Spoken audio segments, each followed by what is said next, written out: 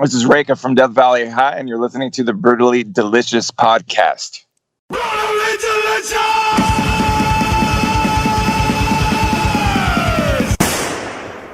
By the way, I forgot I sent you that text. I went down a rabbit hole on the internet, and I almost soiled myself when you called just now because it was so loud. Death metal disco. Oh, geez. Hey, you're listening. They're on a season of Mist, and she gets us a lot of good stuff. So cool. Hey, you're listening to the Brutally Delicious podcast. I'm Bruce, and I'm Chris. Staying alive. Oh my! Today we've got a fantastic show for you. We've got Death Valley High. I think we're speaking to Reyka is the person's name. Reyka? I don't know how familiar you are with these guys, but we've been doing a little research, and they're calling themselves Death Disco. I'm not sure what that is. I think that's what Chris was alluding to with the staying alive, but we should have used the death metal vocals that Riley taught you. Stay alive. That's right, folks. You hear it all here. Before we get into, you come here for top-notch talent. Before we get any further in this, I posted that Sangre one this morning. And actually, I sent Henry an email yesterday and said, "Are you okay if we use the whole thing? Because we got pretty fucked up in the beginning." Like, he was in the shitter. He answered the phone on the fucking toilet. And he said, "Yeah, please go ahead and do it." And I cried so hard laughing when I was putting that thing together. It's pretty funny. If you haven't checked that one out, I know we're plugging Death Valley High here, but go check out the Sangre episode. That one goes completely off the rails in like T-minus 30 seconds. The only safe 30 seconds is when you say, "Hi, I'm Bruce, and I do my stupid Chris thing." That's the only safe part of that whole interview. That is way fucked up, that one. Yeah, very fucked up. Nice guy, though. Oh, super guy. Super guy. So he's hopefully the kind of guy you could pull a hot Carl with and he would laugh, you know. Not actually, I think him, there's a whole thing. You're like, I came to do this podcast to learn about metal, and so far I've learned about all these bizarre sexual practices. That's awesome. Pretty good.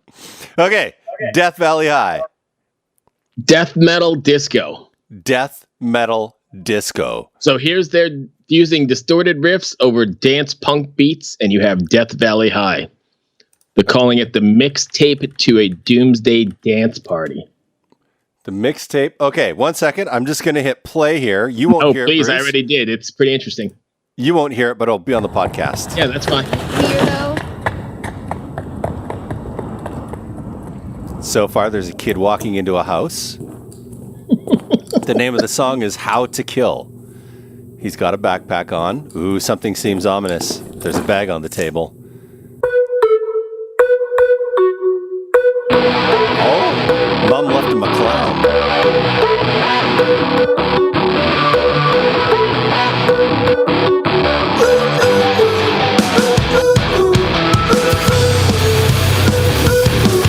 Oh, that's awesome. It's really good, right? Yeah. And it's very different. I like it.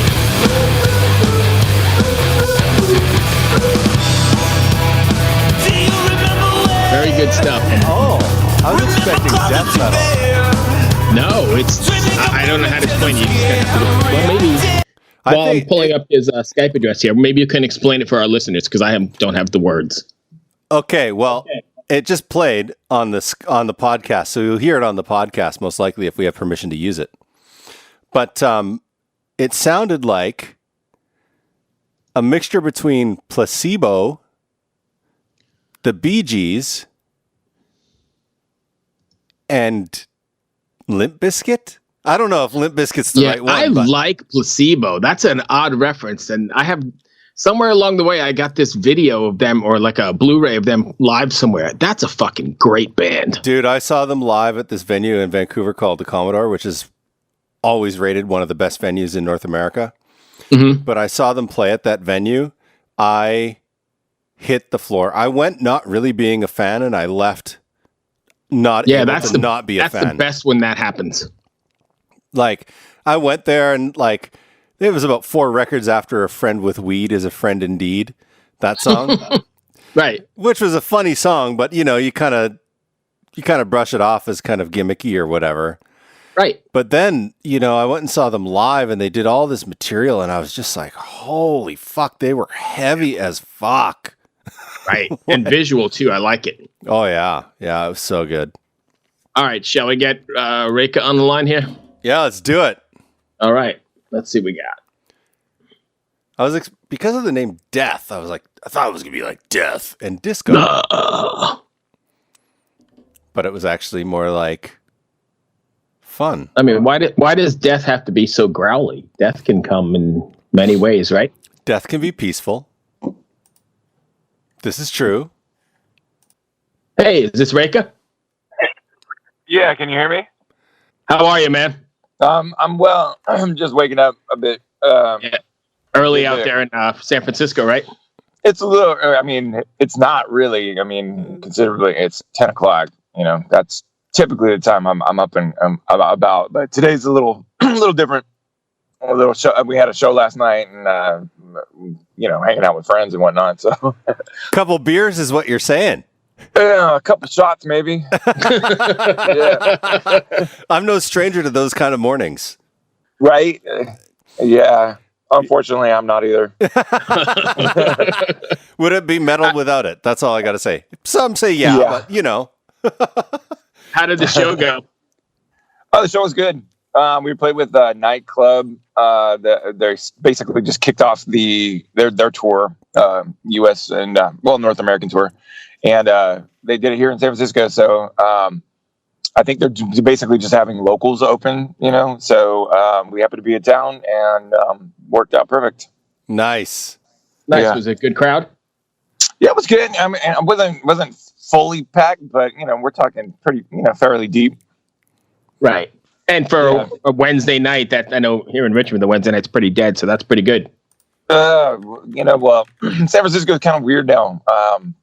It's like not as like nightlife as it used to be. Right.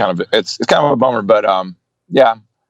I don't know. We have like a Hardly Strictly bluegrass or something that's going on this weekend. I think maybe people are like looking forward to the weekend.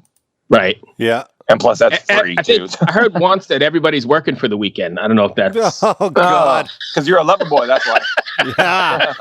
Thanks for bringing in a great Vancouver band, man. I appreciate that. Sorry, dude.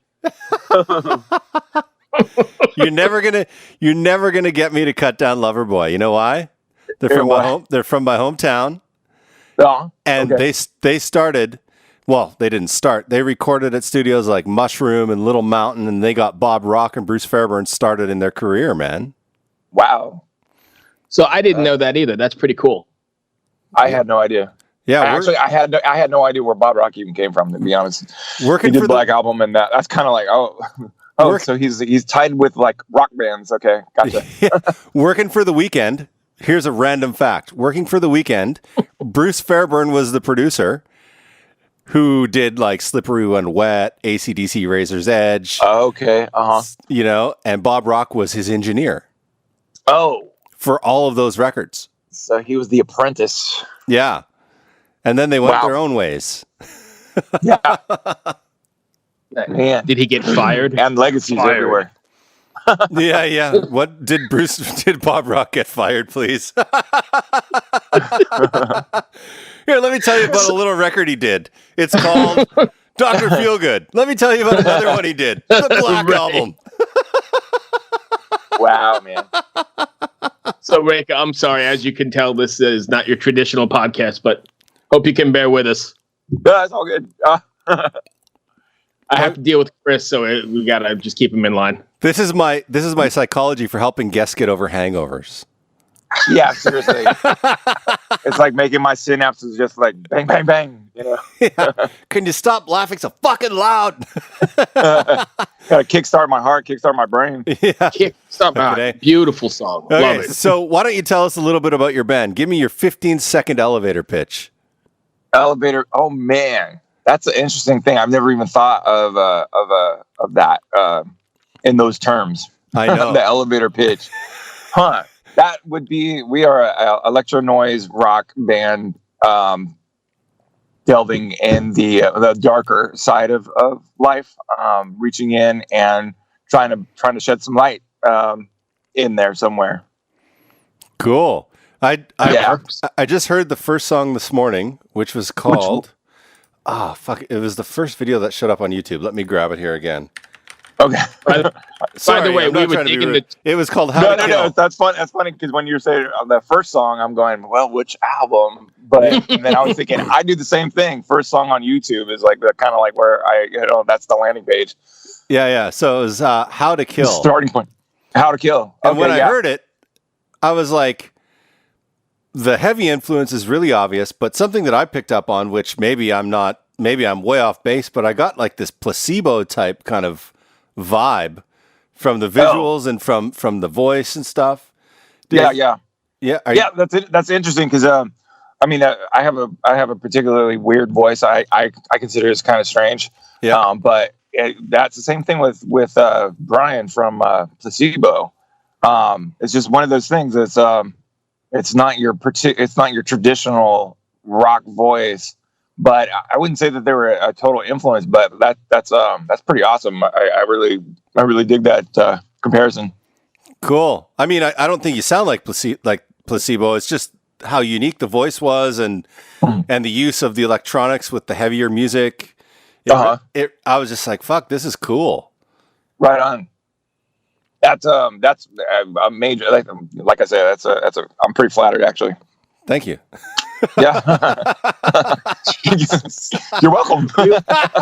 Hey, I'm Canadian, okay? I say thanks and sorry a whole fucking lot. Oh, right. We were the build up to this episode. We were actually having quite a bit of fun with Death Disco. As a matter of fact, Chris was kind of, if you listen to this podcast when it comes out, he was doing his version of the death metal Bee Gees. Staying alive. Yeah. For Death Disco. Stay alive. Yeah. We actually a while ago. Excuse me. We did a cover of a Bee Gees song. In fact, and I can't remember which one it was now. Here, let me search it on YouTube. It'll probably be the first one that's there. Yeah, no, it was short lived. Maybe we did 3 shows, and played it, and we never recorded it. So if it's out there, that would be a gem. Man. So are you guys working on anything new now? Yeah, we are. We just released the cover EP. Which has remixes and the cover songs. Right. But we are working on. We actually are pretty close to finishing up like a little. I'm going to call it a 7-inch single, I guess a maxi single. So we're going to have 2 new songs and then some more remixes on that. And hopefully that'll be out by the end of the year. Oh, that quick? Yeah. Well, we're gonna. It's strange. We're in the transition period of coming off of Minus Head Records. I'm not really sure if this is going to come out on Minus Head Records, but at the same time, if they want to invest in it, I'm totally fine with that because we've had nothing but a good run with them. So right. We've been just trying to transition out, do more DIY stuff. So basically, go in the studio ourselves. Not with any producers, just myself and the engineers, and cranking stuff out. So, trying to put more content out more consistently rather than a full record. I just don't know if the world is still doing stuff like that. I'm gonna surprise you. Those days are done. Those days are done, right? It's kind of scary, but I feel like if we just keep moving. We will eventually have a full LP, and then we can just wrap it up with the last songs and say, "Here's the record." Yeah, I think the way I kind of see the industry moving right now is bands they're gonna get enough music for a set together, obviously, because they have to tour. Sure, but then they're just gonna start releasing one song, like a song a month, so they can stay in people's faces. Really? Yeah. Because people's attention spans right now, I mean, they might love you today, but next week they won't remember who you are if you don't stay consistent. yeah, in front of their face. Like touring is major. But like literally, like what you say, you can be in front of them. They're thinking, "Oh my God, I saw this hot band last night," and then a week later, they're like, "What? Wait a minute, who was that band again?" So, and unfortunately, if you don't have that content that's out there, something that's new that they latch onto, because having a bunch of albums out is great for us because people can go through the catalog and we get more plays on more streams and whatever. But just to get the new audience and get that old audience really stimulated, you got to have all that new content. Yeah, it's becoming to me a lot more like streaming television. Music is becoming more like streaming television, where they always want the new show. What's the new show? Where am I going to play it? People are so attached, like globally speaking, people are so attached to the internet. Everything they do is based around, at least for me, I can't remember the last time I didn't have my phone on me. And I was like, I have a question about something. And you look at your phone right away. I want to know. Yeah. Right. You don't have to go to the library anymore. No. Those days are over. And I think that goes with music too. People are always like, "Oh, I want to hear a cool song," and it's right there. It's right in there. Yeah. I think that's sort of sad though, because I grew up like it was Tuesday was the day when they were releasing. That was the big day where you waited and you got the record and you sat down with the lyrics. And I think Chris and I have talked about this. You sat down and you listened to the album top to bottom like it was supposed to be sequenced and like you envisioned it. And then, it was a whole experience. Now it's just one song on the fly in the car or something. It's so different. Yeah, band comes out with a song now. I don't even know if they released an album, honestly. I just listened to the track. Right. A lot of times you will go to that track and say like, "Oh, there's a new album out," and then realize, "Oh, it's just a single." There's no additional music accompanying that. Yeah, absolutely. So I think that's why we're the last CD I bought, the last album I actually purchased was when did Gojira Silvera come out? Like I bought that like at their show. Oh yeah. That's the other thing too. I feel like shows are what sell CDs these days. To take home, not even to listen to, just to have a souvenir of the band, and to say like you helped them out, on the road. Absolutely. That's, literally, we still do have, a number of fans that want that tangible, material. But by and largely, we sell CDs on tour, and, out of the amount of CDs that you sell on tour, it's like, where are those fans really? Like, Are they even, are they streaming us, or like, did they just toss the CD in the, in their collection and forgot about us already? It's weird. So I heard you say you were going to do a 7-inch, right? Yeah. So that's the idea. And if mine said put it out, I'm gonna hopefully put it to vinyl. Cool. What's your opinion on vinyl? What do you think about it? I think, I know there's a kind of a trend for cassettes, but I feel like largely I feel like people like vinyl better. They do. Yeah, I agree. Yeah. Like they probably have a turntable. They probably have like a USB turntable somewhere where they can, plug it into their computers or whatever. And then if you have a download code, they've got the souvenir. It's large. It can be kind of shelved discreetly. If you've got a collection, it's just going to fit right in there. And I feel like it's just, something about having music on a large disc like that is just more of a collector's item for people. I think it's cool. I think it's cool, but I often hear people say, "Oh, vinyl sounds so much better." And that's interesting. And I just really don't think it does. Yeah, that's interesting. there's a depth to it, but if it's not pressed at the right place, or like that somebody messed up the mastering, it's not going to sound better. like you have to use the I know we're proper getting into technical reoccurve terms and shit, but no, you have what to was use the that? proper reoccurve, like the Recording Industry Association of America curve on it, and it's like a detailed process to master vinyl. You can't just like throw it in ozone and then toss it on vinyl. It doesn't. Yeah, no, it's not like here's some work. MP3s and there you go. Yeah. So, but on the proper weight of vinyl, whatever it is, 180 grams or whatever it is, something thicker. Yeah. And then, I mean, you have to have the proper style. I mean, there's so many. My friends hate me for saying that. By the way, they think vinyl rules. But yeah, I like vinyl. Yeah, I'm gonna probably throw some on after these interviews. I do like vinyl. Yeah, Bruce is like, "Fuck off, Chris! You're such an asshole." I'm not sure how we even got to do the same podcast together. Because, anyways, Bruce, I'm taking up all the time here. I'm used to that. Actually, it's fine. Oh, fuck off.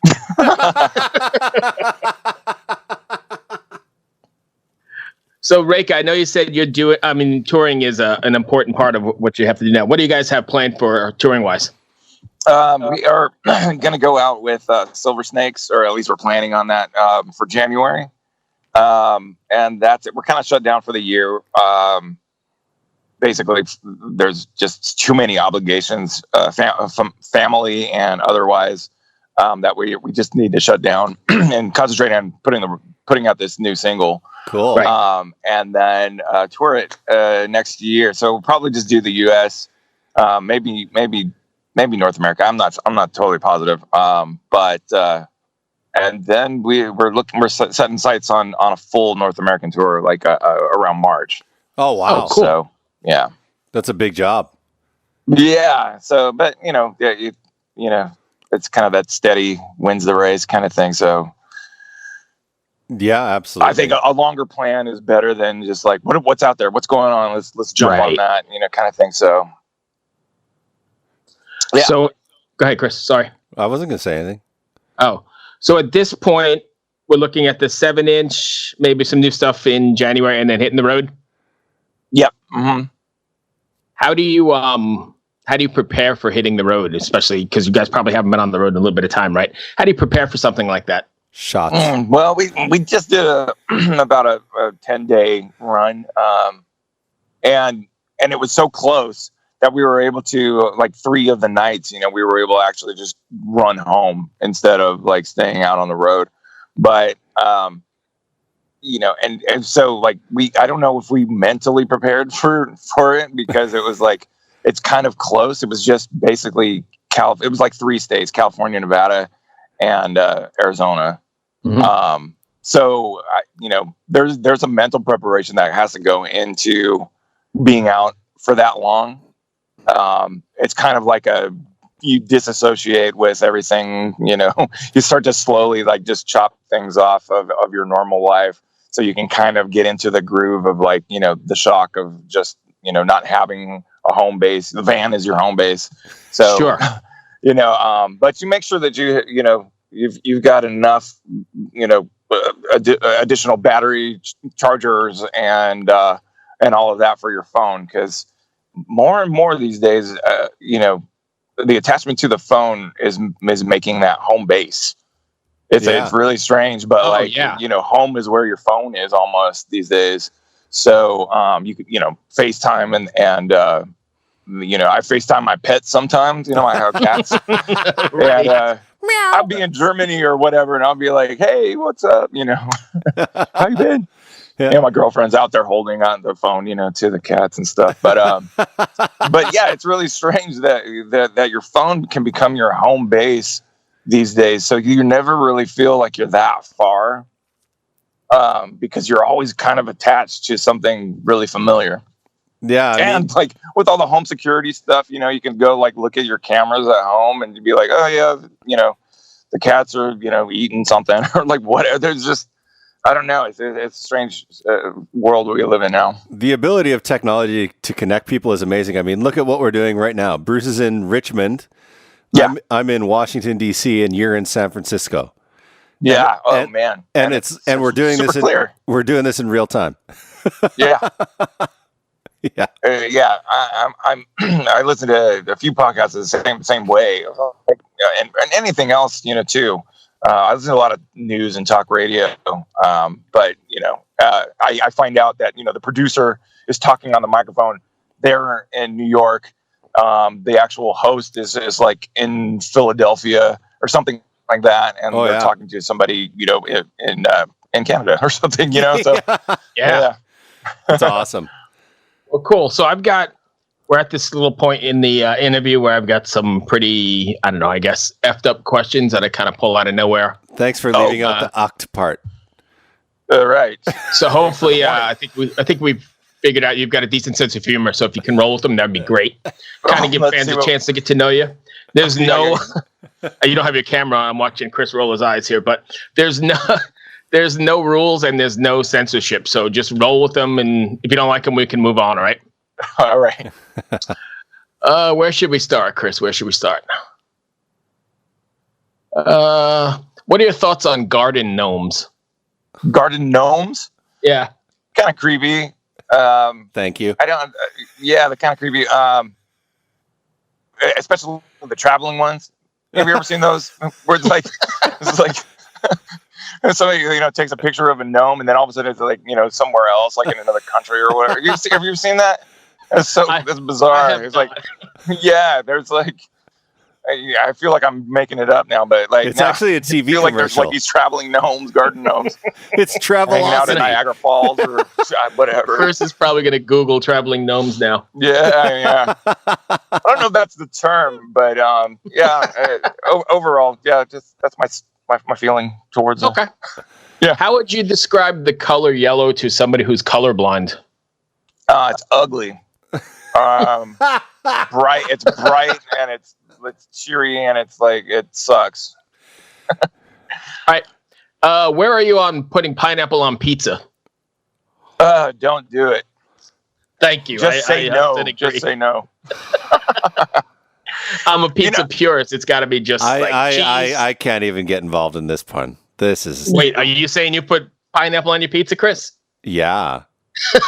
Fucking rights, I do. I'll say this much: we did this show, and it was up in Santa Rosa, and somebody brought free pizzas after the show, and we were so hungry that, I have no idea why they brought pineapple jalapeno. But I honestly thought it was okay. I was like, maybe it's okay, and I've never thought the same since. So I was really drunk and really, really hungry. Yeah, well, I was just going to say, it was after the show, you were wasted and somebody gave you food. It's always going to be good in that situation. Yeah. But what we're learning said, here is right? that, Chris, you go out of your way to order pineapple jalapeno pizza. No, God, no. But like growing up, ham and pineapple pizza was like what people ordered. And that's what they do in Canada? In small town Alberta, that's what they did. Yeah, it was a normal thing. I haven't had it in years, but I'm just saying, if it happens, it doesn't disgust me. It happens. When it comes now, I'm more like chicken feta, green pepper, that's more of my jive. Right. I think I'm a pizza purist. It's got to be just pizza. Just pizza. I'm pretty much just like cheese. There was this place. Like olives and yeah, mushrooms. see, that's me. There was this place, which I can't remember the name of, where I used to live in Vancouver. And when you ordered a fucking pizza, it was a $40 pizza for one large pizza. Wow. But it was the size of a fucking apple pie when you got it. It was it was so fucking good. Was it filled with like pineapple and... It was like cheese, meat, cheese, meat, cheese, meat, cheese, meat, that's like nice. all the way up. So it's like a pizza lasagna. It was a heart attack, but yeah, it was fucking great. So was that deep dish or like what? I guess you could call it deep dish, but it was like, it was insane. Like I was like $40 for this, fuck, and then I pick up one piece and I'm like, holy shit, it's like a 10-pound piece of pizza. Right? I was like, my toilet is not going to be happy tomorrow. Nice. Sorry. Oh my God. I had to go there. We usually go there all the time. Yeah. Hey, so one last one. What would fans be surprised to find on your iPod or MP3 playlist? Oh man. God, on my playlist, I know I've got some skeletons, for sure. I guess if they actually looked at my history, they would probably find Justin Bieber in my history. Yeah, that's kind of strange. Just in my history, yeah, because I heard a song in the I don't know, Target or something store, and I was like, oh yeah, that was a good song. So I went and I looked it up and played it in the car just thereafter. So I have an appreciation for Justin. It was the Biebs. The Biebs. Yeah, that's pretty bad. I mean, music is music. You like all kinds of stuff. So hey, you can admit you like the Biebs. I mean, all good. It's all good around here. Hey, this is Reyka from Death Valley High, and you're about to hear "Cruel Summer" with Honey and Elias.